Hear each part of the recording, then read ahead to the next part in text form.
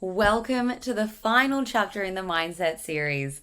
Today we go a little bit deeper while we talk about limiting beliefs, what they are, how we identify them, and why it's important to address them in the change process. So, what are they? Each of us have our own unique way of interpreting the world around us. These interpretations are underpinned by our belief system, which we've pieced together over time through our own lived and learned experience. These belief systems help us understand the world and the people we interact with. They also help us understand ourselves in relation to the world around us. They give us global and local context.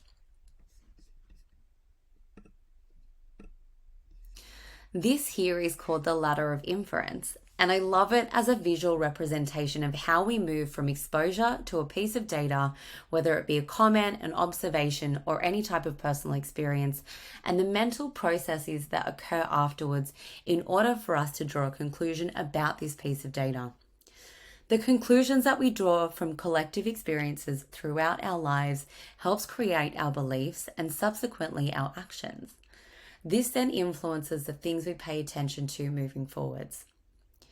Now, many of these beliefs we hold contribute positively to everyday life. For example, building relationships or developing different skill sets. Some of these beliefs, however, are not necessarily truthful representations and can hold us back or put limits on what we think we're capable of or what we're worth. For example, when I'm X amount of weight, I'll be more attractive, and when I'm more attractive, I'll finally be worthy of a relationship. Just a little bit about limiting beliefs and change here. So when we do something hard, something that requires us to step out of our comfort zone, these limiting beliefs can be particularly prevalent.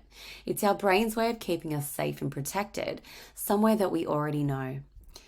It's an important part of the change process that you develop the tools to recognize, interrupt, and reframe these beliefs in order to prevent them reinforcing unhelpful narratives. So, what are some of yours? Now, this is the final part of our 4-step goal setting process, and it's going to require a little bit of soul searching. When you're ready, grab your workbook, and I want you to set aside 30 minutes in a quiet place for some uninterrupted self-reflection.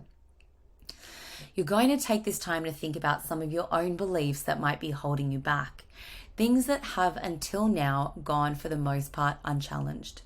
Let me give you an example first. But I've tried to lose weight in the past. I love food too much and I have no idea what I'm doing in the gym.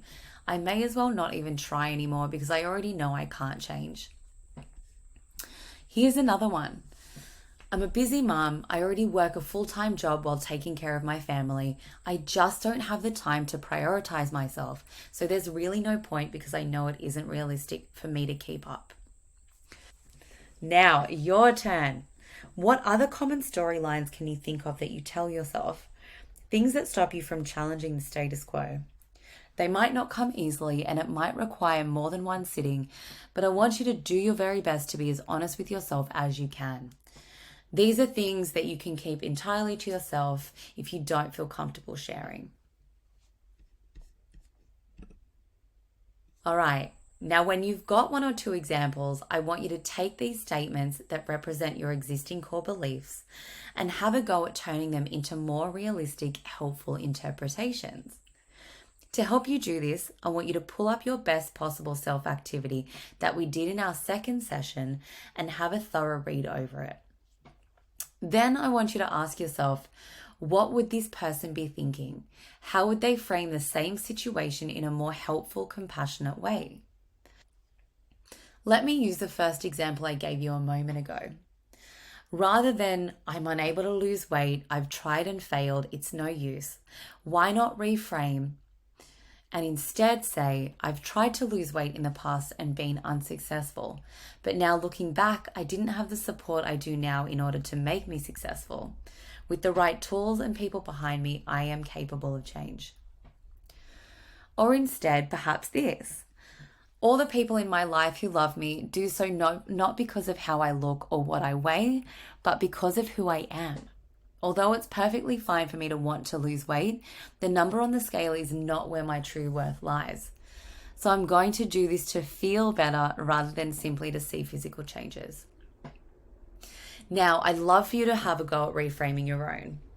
But because this can be a challenging exercise, I want you to feel free to reach out if you need any additional support at this stage. Either myself or Nat are more than happy to help you here.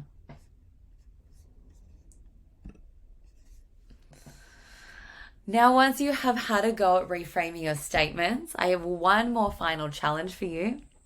So your challenge over the next week is to carry these new core beliefs around with you. And when you notice yourself slipping back into old narratives, you're going to remind yourself of these new storylines. Perhaps you're tired, you haven't had the day you'd set out to, you've briefly fallen back into old habits. It happens to the best of us. This is your chance to use this reframing tool to remind yourself that you are capable, you can do this, and the only way you can fail is to stop trying completely. Have a journal on hand so you can articulate these moments. Having them written down helps cement your new way of thinking, and it also means you can read back through them in a few weeks' time to see how far you've come. I have a feeling you might be pleasantly surprised.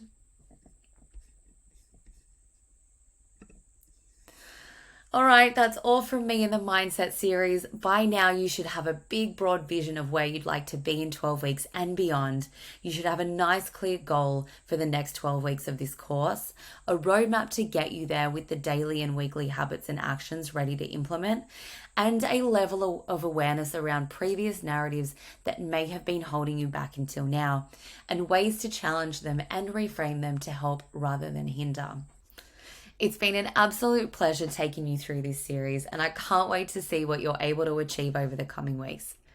Please do not hesitate to reach out if you have any questions around any of the content we've run through together, or if you'd like any general support. Thank you and good luck.